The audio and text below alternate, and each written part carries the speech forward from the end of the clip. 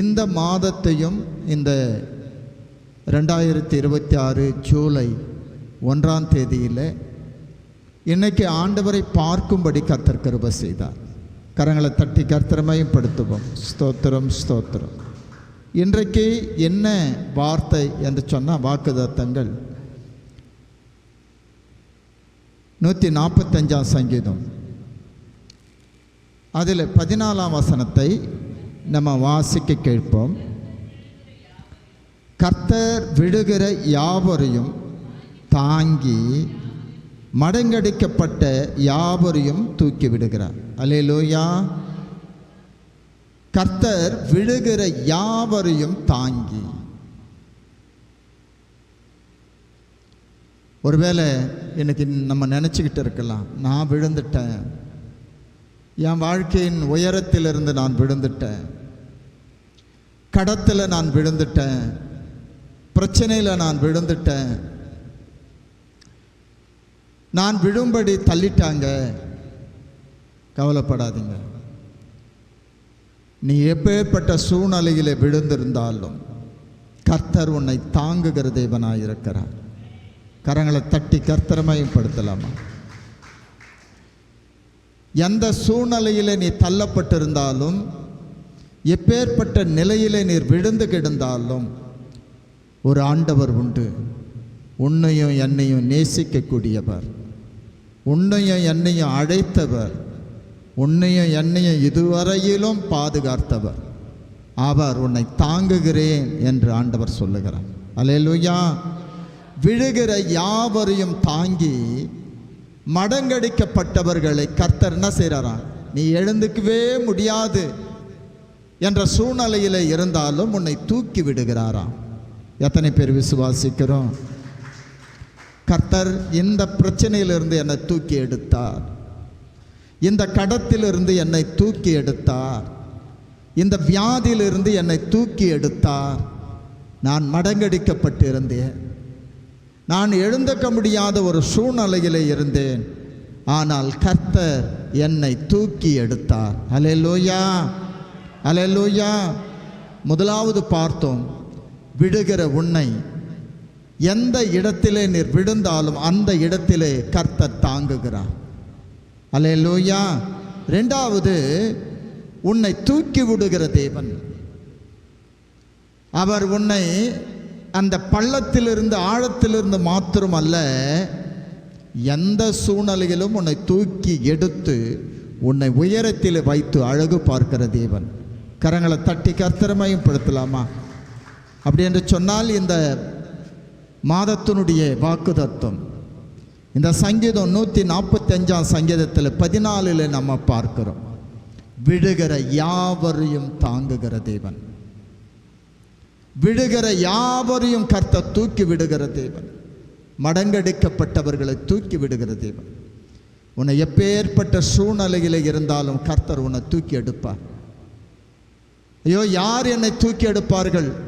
இந்த பிரச்சனையிலிருந்து கர்த்தர் கண்டிப்பாக உன்னை தூக்கி எடுப்பார். அல்லேலூயா.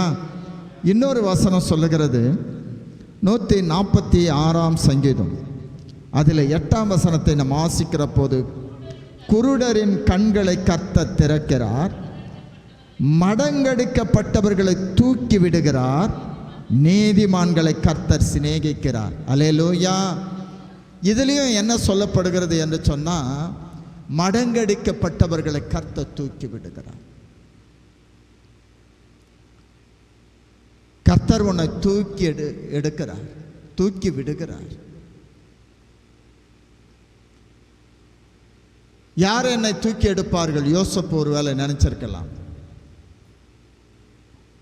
யோசப்பு ஒருவேளை நினைச்சிருக்கலாம், ஐயோ, பாழடைஞ்ச அந்த வனாந்தரமான இந்த குழியில் என்னை போட்டு விட்டார்களே, யார் என்னை தூக்கி எடுப்பார்கள்? ஆமாங்க, கர்த்தர் தூக்கி எடுத்தார். அல்லேலூயா. கர்த்தர் தூக்கி எடுத்து எகிப்து தேசத்தினுடைய அதிபதியாய் உயரத்திலே கர்த்தர் கொண்டு போய் வைத்தார். அல்லேலூயா. அப்படின்னா யார் என்னை தூக்கி எடுப்பார்கள்? யார் என்னை தாங்குவார்கள்? யார் என்னை தூக்கி எடுப்பார்கள்? உன்னை அழைத்தவர் உன்னை கைவிட மாட்டார். எவர்களை முன்குறித்தாரோ அவர்களை அழைத்தார். எவர்களை அழைத்தாரோ அவர்களை கர்த்தர் என்ன செய்கிறாராம்? அந்த கனத்திற்குரிய ஆசீர்வாதத்தை அவர்களுக்கு தருகிறார். அவர் மகிமைப்படுத்துகிறார். அவர் உன்னை ஆசீர்வதிக்கிறார். இந்த வேதம் சொல்லுகிறது. வேதத்தில் நீ வாசிக்கிற போது 37ஆம் சங்கீதத்தை திருப்பிக் கொள்ளுங்கள். 37 அதில் 14 24 யாராக எடுத்தவர்கள் வாசிங்க. அவன் விழுந்தாலும் தள்ளுண்டு போவதில்லை. ஆமேன். கரங்களை தட்டி கர்த்தரை மையப்படுத்தலாமா? இந்த 37 24ஆம் வசனத்தில் கர்த்தர் சொல்லுகிறார், அவன் விழுந்தாலும் தள்ளுண்டு போவதில்லை. கர்த்தர் தமது கரத்தினாலே அவனை தாங்குகிறார். அல்லேலூயா, அல்லேலூயா. அவன் விழுந்தாலும் தள்ளுண்டு போவதில்லை. நான் விழுந்துட்டேன், அவ்வளோதான், என் வாழ்க்கை ஒன்றுமே கிடையாது. இதிலிருந்து எப்படி நான் மேலுக்கு வரப்போகிறேன்? எப்படி என் வாழ்க்கையை நடத்த போகிறேன்? பரவாயில்ல, கர்த்தர் நல்லவர். எத்தனை பேர் விசுவாசிக்கிறீங்க? நீ நம்பியிருக்கிற ஆண்டவர் சாதாரண ஆண்டவர் கிடையாது. இந்த உலகத்தையும் உலகத்தில் உள்ளவைகளையும் உண்டாக்கினவர், சகல அதிகாரமும் படைத்தவர். அவர் உன்னுடைய வாழ்க்கையில் என்ன நடந்திருந்தாலும் அவைகளிலிருந்து உன்னை தூக்கி எடுத்து உன்னை தாங்குகிற தேவன். இன்னைக்கு நான் சொல்றேன், நீ ஜெபம் பண்ண தொடர்ந்து. ஆண்டவரே, இதுவரையிலும் என்னை நடத்தி கொண்டு வந்த நீர் இனியும் என்னை நடத்துவீர், இனியும் என்னை குணமாக்குவீர், இனியும் என்னை போஷித்து வழி நடத்துவீர், என்னை எல்லா விதமான பிரச்சனைகள் இருந்து எனக்கு விடுதலை கொடுப்பீர். கரங்களை தட்டி கர்த்தர்மைப்படும். இதில் என்ன வாசித்தோம்? அவன் விழுந்தாலும் தள்ளுண்டு போவதில்லை. அப்படியே போவது கிடையாது. அவன் தள்ளுண்டு போவது கிடையாது. அவன் விழுந்தாலும் தள்ளுண்டு போவதில்லை. கர்த்தர் தமது கரத்தினாலே அவனை தாங்குகிறாராம். அல்லேலூயா. அவருடைய கை அவனை தாங்குகிறதா. பாருங்க, ஆண்டவர் எப்பேற்பட்ட வார்த்தைகளை சொல்லியிருக்கிறார் பாருங்க. அவருடைய கை அவனை தாங்குகிறதா. ஆண்டவர் சொன்னார்,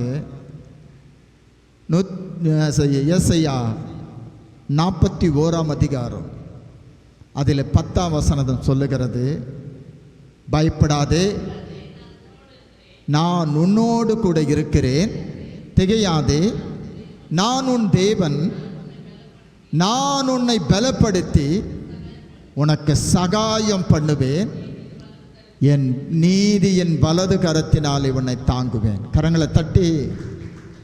யார் நம்மை தாங்குகிறவர்? அவர் தம்முடைய கரத்தினாலே நம்மை தாங்குகிற தேவன். யார் என்னை தாங்குவார்கள்? யார் எனக்கு சகாயம் பண்ணுவார்கள்? ஒருவேளை நீ நினைச்சுக்கிட்டு இருக்கலாம். ஆனால் கர்த்தர் சொன்னாரு, பயப்படாது, நான் உன் தேவன், உனக்கு சொந்தமானவர் நான், என்னிடத்தில் நீ கேள். பயப்படாதே, பயப்படாதே, நான் உன் தேவன், உனக்கு சகாயம் பண்ணி என் நீதியின் வலது கரத்தினாலே உன்னை தாங்குவேன். அல்லேலூயா, அல்லேலூயா. எந்த சூழ்நிலையிலும் பாருங்க, என்னை இவன் தாங்குவான், அவன் தாங்குவான், அவன் சகாயம் பண்ணுவான், இவன் சகாயம் பண்ணுவான் என்று நான் காத்து கொண்டிருந்தேன். எல்லாரும் என்னை கைவிட்டுட்டாங்க. கவலைப்படாது. யார் உன்னை கைவிட்டாலும் ஆண்டவர் சொல்லியிருக்கிறார், நான் உன்னை விட்டு விலகுவதில்லை, உன்னை கைவிடுவதில்லை. அல்லேலூயா, அல்லேலூயா. என் கரம் உன்னை தாங்கும், நான் உன்னை தாங்குவேன். ஆண்டவர் சொன்னார், என் வலது கரத்தினாலே உன்னை தாங்குவேன், நான் சகாயம் பண்ணுவேன். நம்முடைய சகாயம் எங்கே இருக்குது? 124 சங்கீதத்தில் கடைசி வசனம் சொல்லுகிறது, வானத்தையும் பூமியும் உண்டாக்கின கர்த்தருடைய நாமத்தில் நம்முடைய சகாயம் இருக்கிறதா. அவருடைய நாமத்திலே நம்முடைய சகாயம், அவருடைய பெயரிலே நம்முடைய சகாயம் இருக்கிறதா. எனவே இந்த நாளிலே நீயும் நானும் வந்து கூடியிருக்கிறோம். இந்த விடிய காலையில் 5 மணிக்கு ஆண்டவரை தேடி இருக்கிறோம். ஆண்டவர் விட போகிறது கிடையாது. இந்த மாதத்திற்குரிய பலனை, இந்த மாதத்திற்குரிய பலனை, இந்த மாதத்திற்குரிய வழிநடத்தலை, இந்த மாதத்திற்குரிய ஆசீர்வாதத்தை, இந்த மாதத்திற்குரிய சகல தேவைகளை கர்த்தர் சந்திக்க போகிறார். அல்லேலூயா, அல்லேலூயா. இந்த மாதத்தில் ஒவ்வொரு நாளும் கர்த்தரை நீ தேட முடியும். ஒவ்வொரு நாளும் கர்த்தரை தேடு. அவர் உன்னை கைவிடவே மாட்டார். அவர் வாக்கு கொடுத்திருக்கிறார். பாருங்க, விழுகிற யாவரையும் தாங்கி மடங்கடிக்கப்பட்டவர்களை அவர் தூக்கி விடுகிறேன் என்று சொல்லி, உன்னை தூக்கி எடுக்கிற தேவன், தூக்கி விடுகிற தேவன், உன்னை தாங்குகிற தேவன், உனக்கு சகாயம் பண்ணுகிற தேவன்.